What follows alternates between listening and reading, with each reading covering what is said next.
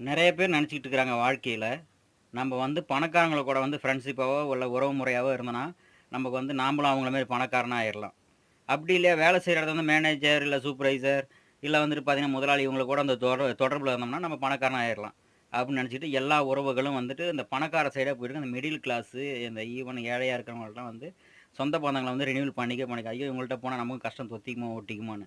ஆனா வந்துட்டு வந்து பார்த்தீங்கன்னா, ஒரு ஆலமரம் எக்ஸாம்பிள் வந்து ஒரு ஆலமரத்துக்கு அடியில வந்து பார்த்தீங்கன்னா, ஒரு புல் பூண்டு கூட முளைக்காது. தான் மட்டும் தான் வளரும். மத்த மரம், செடி கூட வந்து வளர விடாது. அதுமாரி தான் வந்து இந்த பணக்காரங்களா இருக்கிறவங்க வந்து பார்த்தீங்கன்னா, தான் மட்டும் தான் வளரணும்.